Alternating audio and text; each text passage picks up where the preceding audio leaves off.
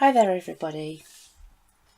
Today I'd like to discuss the war on symbols and how symbols are used to, or the assault on symbols is used as a way of assaulting us.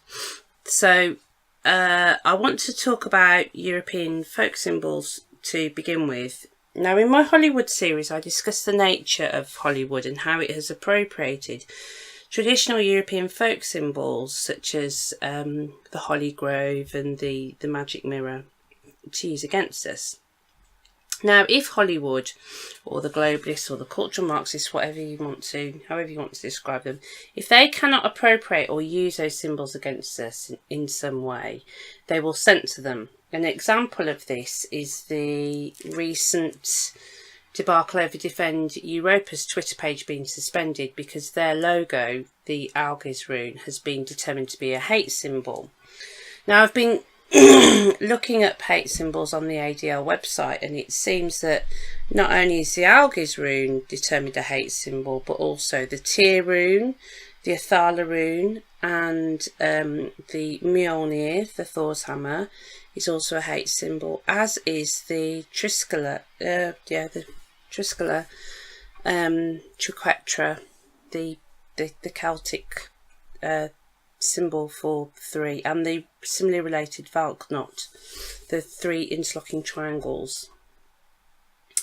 I find this absolutely astonishing. It's not up to anybody to tell Europeans when they, what symbols they can and can't use.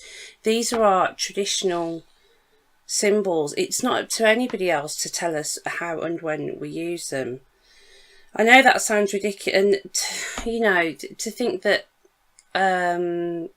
these symbols could be determined as hate symbols in some way, it's just astonishing to me. I know it sounds ridiculous, but look where we are already. But the reason I highlight the censoring of the runes is because obviously I think these symbols are very powerful, and these people, these globalists, do not want us to use them. So it's worth looking at, because anything that is under assault by these sort of cultural Marxist, or this kind of, or under assault by feminism, or any of the heads of this Hydra beast, they're under assault primarily because of what they represent, their symbology, their symbolism. Sorry, I should say not symbology. So an example of this kind of symbolic representation is the latest feminist crusade against the grid girls and other related types of work, such as the Oki girls and I think the girls you get boxing matches and stuff like that, because they represent, the reason why the feminists have gone on a crusade against these girls is because they represent the heterosexual dynamic in a very raw and unapologetic way, which is that men with money and status enjoy the company of slim, attractive women and vice versa. It is interesting to note that it was the grid girls, as opposed to the Oki girls, for example, of the darts, that the feminists were so vehement about, because Formula One has more social cachet and more money behind it than darts. Now, once again, it's an assault on white men in particular, their earning power, their cultural pursuits, and their sexuality. It shows that feminists will quite happily throw other women under a bus to advance their own agenda. Symbols matter, and we would do well to remember this when we encounter anything under attack by this cabal. As I said, all symbols they will appropriate and twist to mean something different, and use it as a stick to beat us with also.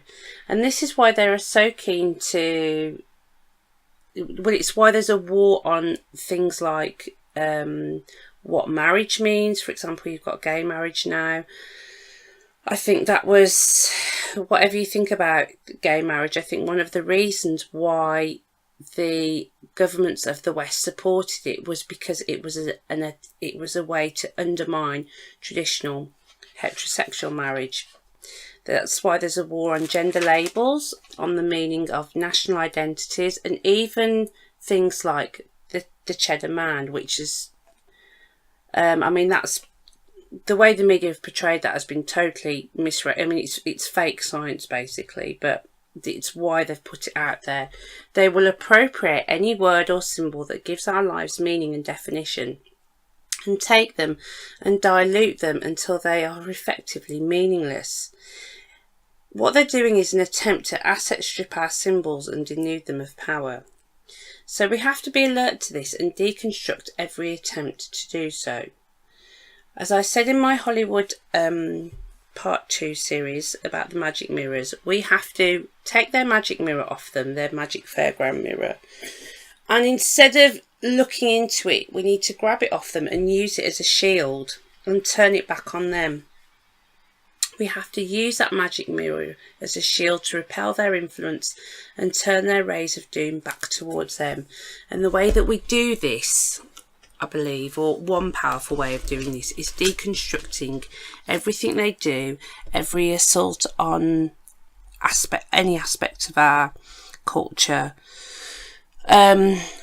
thoroughly and rigorously.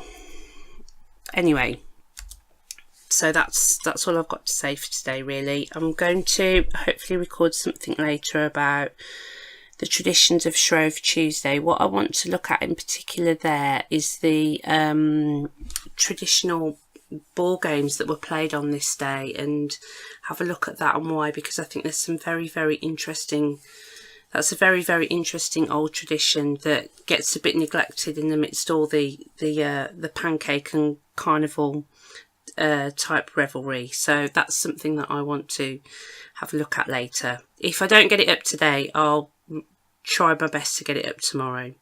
Anyway, thanks for listening. Bye.